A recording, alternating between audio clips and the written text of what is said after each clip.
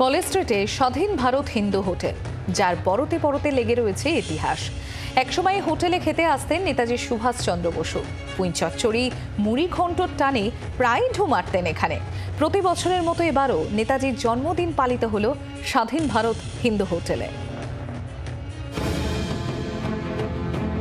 College স্ট্রিটে Presidency বিশ্ববিদ্যালয়ের কাছেই রয়েছে স্বাধীন ভারত হিন্দু হোটেল।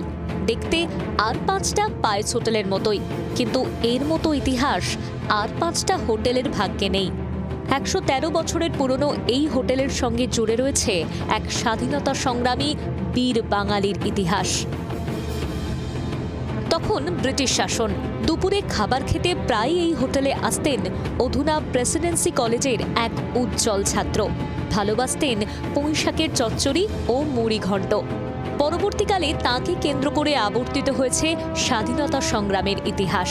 তিনি বাঙালির আবেগ নেতাজি সুভাষচন্দ্র বসু। এত বছর পরেও তাঁর স্মৃতি আগলে স্বাধীন ভারত হিন্দু হোটেল।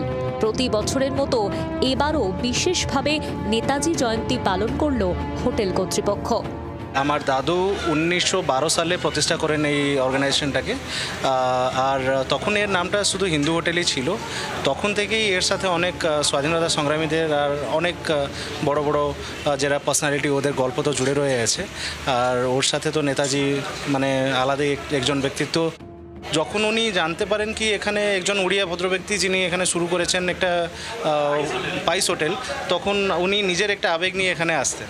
নেতাজি যে যে জিনিসগুলো পছন্দ করতেন ওর মধ্যে পুঁই শাকের চচ্চড়িটা হচ্ছে অন্যতম, আর ওর সাথে ওনাকে বেগুন ভাজা আর মুড়ি ঘণ্ট, এইগুলোই আমরা প্রথম 100 জনকে ফ্রি থাকে আমাদের সকাল থেকে নিয়ে 10টা থেকে শুরু হয়, 10টা থেকে নিয়ে 2টো 2:30, এখন তো শেষ হয়ে গেছে 100 জন। প্রথম 100 জন ওইরকম আমাদের ফ্রি থাকে। শুধু নেতাজি নন, দেশবন্ধু চিত্তরঞ্জন দাস, অরবিন্দ ঘোষেরও পা পড়েছে এই হোটেলে। দোকানের সাজসজ্জা পাল্টালেও সাবেকিয়ানা অটুট। এখনও পুরনো স্মৃতিতে শান দিচ্ছে বর্তমান প্রজন্ম।